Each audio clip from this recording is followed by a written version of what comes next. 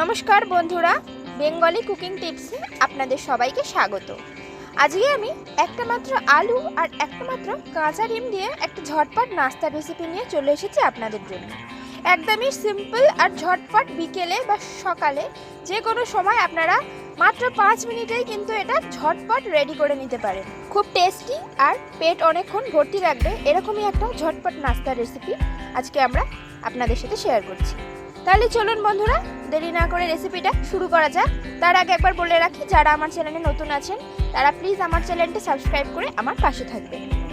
প্রথমে আমি আলুটাকে ভালো করে ছাড়িয়ে নিয়েছি। দেখুন বন্ধুরা, একদম ভালো করে আমি আলুর খোসাটাকে ছাড়িয়ে নিয়েছি। এবার এটাকে আমি জলের মধ্যে বেশ আধ ঘন্টা মতো ভিজিয়ে রেখে দিয়েছিলাম। এবার এটাকে আমি একটা কুড়ুনির সাহায্যে কেটে নেবো। এইরকম মোটা দাঁড়ার যে কুড়ুনিগুলো হয় সেগুলো দিয়েই কিন্তু এটা খুব ভালো করে এইভাবে গ্রেট করে নিতে হবে। খুব ভালো করে গ্রেট করে নেবেন, যেন কোনো রকম দানা দানা না থাকে। খুব ভালো করে এটা গ্রেট করে নিচ্ছি আমি। দেখুন বন্ধুরা, আমি কিন্তু খুব ভালো করে এটা গ্রেট করে নিয়েছি। আর এটা একটু এরকম বড় বড় সাইজ রেখেই কিন্তু আমি গ্রেট করে নিয়েছি। এটাকে আর কোনো রকম ধুতে হবে না, শুধু এইভাবে একটু হাতের সাহায্যে এটাকে ভালো করে চিপে আমি জলটা বার করে নিচ্ছি। খুব ভালো করে এইভাবে আমি চিপে জলটা বার করে নিচ্ছি। দেখতেই পাচ্ছেন, এইভাবে জলটা চিপে বার করে নেবেন। এবার এটাকে আমি অন্য একটা পাত্রের মধ্যে নিয়ে নিলাম। দেখুন কতটা ঝরঝরে হয়েছে। সেম প্রসেসে কিন্তু আমি আবারও করে নিচ্ছি। এইভাবে আমি আবারও জলটা এইভাবে ভালো করে চিপে নিচ্ছি। নিয়ে এবার এটাকে আমি শুকনো পাত্রের মধ্যে নিয়ে নিচ্ছি। ঠিক একই প্রসেসে আমি পুরোটাই করে নিচ্ছি। দেখুন বন্ধুরা, আমার কিন্তু সব কটা থেকে জলটা ভালো করে এইভাবে চিপে চিপে আমি নিয়ে নিয়েছি। একদমই সিম্পল আর একদম ইজি প্রসেস। আপনারা যে কোনো সময় বাড়িতে বানাতে পারবেন। খুব সময় একদমই লাগবে না, 5 থেকে 6 মিনিটের মধ্যে আপনারা এটা বাড়িতেই বানিয়ে নিতে পারবেন। এবারে এর মধ্যে আমি একটা ডিম ফাটিয়ে দিয়ে দিলাম। একটা ছোটো সাইজের পেঁয়াজকে আমি ছোটো ছোটো টুকরো করে কেটে নিয়েছি, সেটা এর মধ্যে দিয়ে দিলাম। 4টে কাঁচা লঙ্কাকে আমি কেটে নিয়েছিলাম, সেটা আমি এর মধ্যে দিয়ে দিলাম। 1/2 চামচ চাট মশলা দিয়ে দিলাম একটু চটপটে করার জন্য। 1/2 চামচ গোলমরিচ গুঁড়ো দিয়ে দিলাম।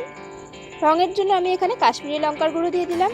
1/2 চামচ পাস্তা মশলা দিয়ে দিলাম। এটা জাস্ট টেস্টের জন্য দিয়েছি, আপনারা চাইলে স্কিপ করে যেতে পারেন। 1/2 চামচ আমি চিলি ফ্লেক্স দিয়ে দিচ্ছি, উপর থেকে এইভাবে একটু ছড়িয়ে দিলাম। আমি এখানে স্পাইসের জন্য দিয়েছি, তবে আপনারা চাইলে স্কিপ করে যেতে পারেন। এবারে আমি বাইন্ডিংয়ের জন্য 4 চামচ পরিমাণে ময়দা দিয়ে দিচ্ছি। তবে আপনারা চাইলে ময়দার পরিবর্তে এখানে অ্যারারুট বা কর্নফ্লাওয়ারও ব্যবহার করতে পারেন। আর যদি সেটাও না থাকে সেক্ষেত্রে আপনারা চালের আটাও ব্যবহার করতে পারেন। পরিমাণ মতো আমি একটু নুন দিয়ে দিচ্ছি। এবারে ভালো করে আমি একসাথে মিশিয়ে নিচ্ছি। খুব ভালো করে এটা একসাথে মিশিয়ে নিতে হবে। দেখুন বন্ধুরা, আমি কিন্তু খুব ভালো করে এটা মিশিয়ে নিয়েছি। এরকমভাবেই কিন্তু এটা মিশিয়ে নিতে হবে। এটা একদম আমার পারফেক্টলি তৈরি হয়ে গেছে। এবার চলুন এটাকে আমরা ভালো করে ভেজে নিই। কড়াইতে আমি সামান্য পরিমাণে একটু তেল দিয়ে দিয়েছি, কারণ এটা আমি একটু স্বাস্থ্যকর করে বানাবো, তাই সামান্য পরিমাণে আমি তেল দিয়েছি। এবারে এর মধ্যে আমি এটা 1 চামচ ব্যাটার দিয়ে দিলাম, দিয়ে একটু হাতের সাহায্যে এভাবে একটু প্রেস করে দিলাম। এইভাবেই কিন্তু দেবেন, আর একটু এইভাবে প্রেস করে এটাকে পাতলা মতো করে দেবেন। যদি পাতলা না হয়, সেক্ষেত্রে যদি মোটা হয় তাহলে ভেতরটা একদমই ভালো করে প্রপারলি সেদ্ধ হবে না, আর একদমই কুরকুরে এটা তৈরি হবে না।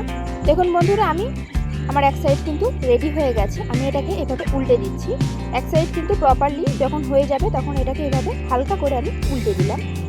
এইভাবে একটু হালকা করে প্রেস করে দেবেন, তাহলে কিন্তু এর ভেতরটা ভালো মতো সেদ্ধ হয়ে যাবে। দেখুন বন্ধুরা, আমার কিন্তু রেডি হয়ে গেছে। 2 থেকে 3 মিনিট সময় লাগে এটা খুব ভালো করে ভাজতে, আর একদম আমি কুরকুরে করে এটা ভেজে নিয়েছি। আমার এটা খুব ভালো মতো ভাজা হয়ে গেছে। এবার আমি এটাকে তুলে নিচ্ছি। তাহলে বন্ধুরা, দেখতেই পেলেন কত সহজে ঝটপট আমি আপনাদের একটা বিকেলের নাস্তা তৈরি করে দেখালাম। এরকম নাস্তা যদি আপনারা আরও দেখতে চান তাহলে অবশ্যই আমাকে কমেন্ট করে জানাবেন। আজকের মতো এখানেই শেষ বন্ধুরা, দেখা হচ্ছে পরবর্তী ভিডিওতে। ভালো থাকবেন, সুস্থ থাকবেন, ধন্যবাদ।